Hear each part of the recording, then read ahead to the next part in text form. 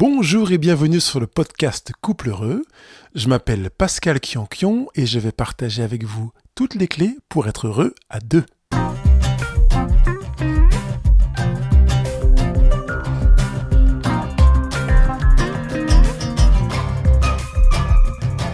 Dans cette émission aujourd'hui, je voudrais que l'on focalise notre attention sur les yeux de notre conjoint, les yeux de notre amoureux, se grandir dans les yeux de l'autre.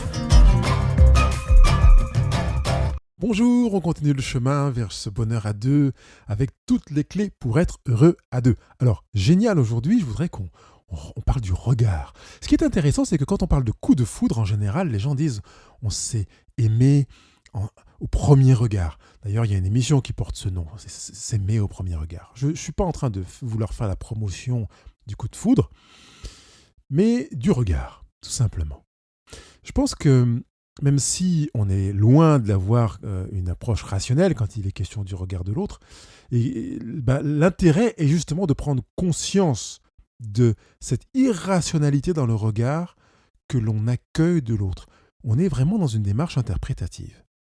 Quand l'autre me regarde de cette manière-là, c'est moi qui choisis de donner un sens particulier à son regard. Je discutais avec une femme il y a quelques jours qui me disait en fait, quand je me prépare et que je me trouve belle, vraiment, et que un mec me regarde dans la rue, je me dis, c'est super, quoi, il me regarde, c'est chouette. Et puis quand j'ai l'impression d'être mal apprêté et que je suis dans la rue et qu'un mec me regarde, je me dis, mais qu'est-ce qu'il a, ce vieux con, à me regarder, il a jamais vu une nana comme ci ou comme ça. C'est très intéressant parce que c'est une expérience qui montre à quel point c'est nous qui décidons de donner un sens au regard de l'autre. Et même dans un couple qui est déjà installé depuis longtemps, ce jeu fonctionne. Alors on a l'impression, on a tendance à donner davantage de foi, de prêter davantage de foi, de confiance, quand on a de l'histoire derrière soi, parce qu'on se dit, mais vu que je le connais ou que je la connais, vu le temps qu'on vit ensemble, je sais que tel regard veut dire ceci, que tel regard veut dire cela. Oui, peut-être, mais il n'empêche que on est dans un rôle d'interprétation. Alors je dirais, servez-vous, servons-nous. Parce qu'en fait, une des réalités du regard de l'autre, c'est que l'on a tendance à se trouver plus beau dans les yeux de l'autre. Je me trouve plus beau dans tes yeux. Ou bien, c'est dans tes yeux que je me trouve le plus beau, en comparaison avec d'autres regards qui sont posés sur nous. Quand on prend conscience de ça, on se rend compte qu'en fait, c'est en nos propres mains que se trouve la clé du désir, du plaisir, de la possibilité de nourrir notre couple. Oui, parce que c'est aussi là que ça peut se jouer. C'est de se dire, tiens, puisque j'ai conscience que c'est moi qui interprète le regard de mon conjoint, et je parle du regard, mais ça peut être parfois de certaines attitudes, j'ai conscience que je participe à nourrir l'amour que mon conjoint a pour moi. Il ne s'agit pas uniquement de l'amour que j'ai pour lui, mais aussi de l'amour qu'il a pour moi, puisque je joue un rôle d'interprète. C'est moi qui vais déterminer que ce regard-là veut dire tu me désires, que ce regard-là veut dire tu es exceptionnel pour moi, que ce regard-là est un regard caressant, alors que celui-ci est un regard de reproche, de domination, peut-être de colère. Alors un des moyens de vérifier quand on est dans le début d'un couple, et même peut-être même dans l'historicité, parce que je propose de ne pas s'installer dans le « je sais, je te connais par cœur », et de donner la parole à l'autre. Je vois que tu me regardes. Qu'est-ce que tu veux dire dans ton regard ? Et du coup, l'autre va pouvoir s'exprimer. Et peut-être que je vais pouvoir parfois confirmer mon interprétation en tant qu'interprète du regard de l'autre, et parfois l'infirmer. Parce que je me rendrai compte que je me suis fait des films. Peut-être parfois, pour ne pas prendre de risques, certains parmi nous préfèrent ne pas chercher à donner la parole à l'autre, préfèrent se servir seul. C'est aussi entendable à partir du moment où vous ne vous racontez pas des bobards, où vous n'êtes pas en train de vous mener vous-même en bateau. C'est ce que je vous souhaite. Mais que vraiment vous soyez dans une dynamique dans laquelle vous êtes dans votre naturel, en aptitude d'être conscient que vous jouez ce rôle d'interprète, mais aussi que vous pouvez tendre le micro à votre conjoint pour qu'il vous dise voilà, je te regarde parce que je veux te dire ceci ou que je vois les choses comme ça.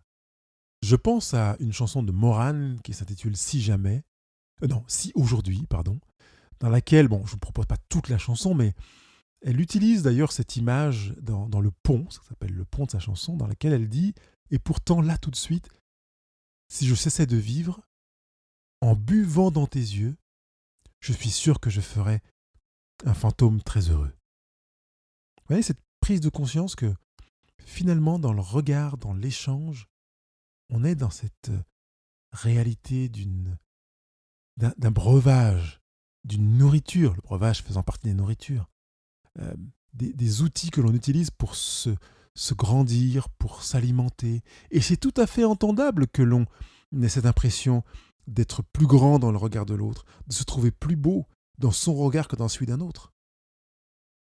Et peut-être que ça peut nous servir justement, quand on commence à en prendre conscience, de signal pour prendre la température de notre manière de percevoir l'amour de notre conjoint.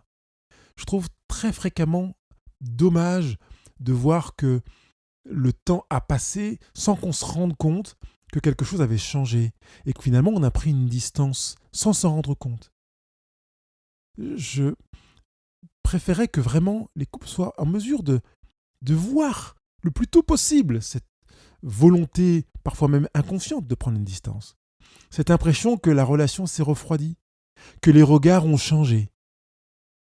Travaillez dans le regard pour essayer de faire en sorte que votre conjoint vous dise vraiment ce qu'il pense quand il vous regarde, parce que vous allez à la pêche de l'information. Que vous puissiez vous-même aussi percevoir dans ces regards quelque chose qui est du domaine de l'exceptionnel.